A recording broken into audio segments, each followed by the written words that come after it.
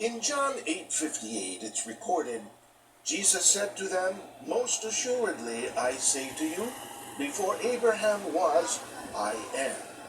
Does this mean Jesus said he's God? The Bible, the basis of our faith in the Church of Christ, which answers questions about proper worship, the right relationship with God, and most importantly, salvation. That's in the Bible. I'm Bob Pauline, and welcome to the program, That's in the Bible. You know, dear friends, some believe that Jesus taught that he is God in John 8:58, but we here in the Church of Christ, we do not believe that. Why not? Let's delve into this together. We received these comments and questions on YouTube regarding this topic. First was, please help me to ask him about John 8:58. Before Abraham was, I am. Thank you, Kamsi. Kamsi was not the only one, though, who had a concern about what's recorded there in John 8:58. Let's read another YouTube comment which reads, before Abraham was, I am. So Jesus seems to think he was Jehovah. See John 8:58. That's good enough for me. Let's find out together first what is actually written in that verse, John 8:58. So let's go to it, and together let's read that. John 8:58.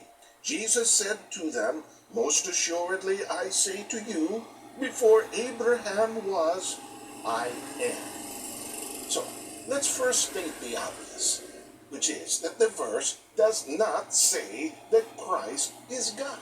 And as we learned, dear friends, from previous lessons, we're not allowed to just inject our own opinion. So, let's frame our response then around these two main concerns. Christ's phrase, before Abraham was, I am, allegedly means that he existed before Abraham, and others use this then as evidence that Christ is therefore God. So our first question will be, in what way is Christ before Abraham? And the second interpretation that many have is that by Christ saying, I am, he allegedly is saying he is God. Because God said, I am in Exodus 3:14. So our second question then is to be this. Is the I am that Christ said the same as the I am that God said? To begin with, what then did Christ mean when he said, before Abraham was, I am? Now, we cannot go along with the interpretation that he existed as a person before Abraham. Why not? Because the Bible doesn't teach that. It does teach, however, that Christ is Abraham's seed. And that's recorded in Galatians chapter 3, verse 16. Consider then, how could Jesus Christ have lived ahead of Abraham, since he is Abraham's seed, or Abraham's descendant? Well, clearly then the YouTube commenter's understanding is in error. What then did Christ mean? And what manner was he before Abraham? We turn to the writings this time of Apostle Peter. In 1 Peter 1:20, the Bible says, Christ was chosen, destined, foreknown, before the world was made. The Bible explains that Christ is ahead of Abraham, not as a person, but in God's plan of creation. Christ was already chosen, already destined, foreknown, planned by God, even before the world was made. So, since Christ was already in the mind of God, even before the foundation of the world, but did not yet physically exist, when did God's plan to create Christ finally happen or come into fulfillment? For that, we turn to the answer of the Holy Bible, and that's recorded in the book of Galatians, chapter 4, verse 4, when it says, "But when the fullness of the time had come, God sent forth his Son, born of a woman, born under the law." So only then, dear friends, when Christ was conceived and born of a woman named Mary, did he then come into existence as a person. Christ was the very first in God's plan of creation, yes, though he was not the first to be created by God. It's therefore in this biblical context that Christ's statement, "Before Abraham was, I am," should be understood. Christ was already in God's mind, in his plan of creation, even before Abraham was born. Well, clearly, he was before Abraham in that sense. How does the fact that Jesus was foreknown or was chosen by God before his birth mean that he was personally present with God since the beginning, and therefore part of God or God the Son? Absolutely not. But why are we so sure about that? Consider, that's not even the only recorded instance of God planning or speaking of someone before they were born. For example, the prophet Jeremiah was already chosen by God before he was born. That's recorded in Jeremiah chapter 1, verse 5. But it does not mean, of course, that he had already existed with God. If then Jeremiah would not be considered God, of course, nobody would consider Jeremiah God, because of his existence being foreknown by God, why then would anyone then assume the same thing about Jesus? In fact, dear friends, even Christians were already chosen by God even before the foundation of the world. Where can we see that? Let's turn and let's read that. In Ephesians, the book of Ephesians chapter 1, verses 4 and 5, it reads this way: "Just as he chose us in him before the foundation of the world, that we should be holy and without blame before him in love, having predestined us to adoption as sons by Jesus Christ to himself, according to the good pleasure of his will."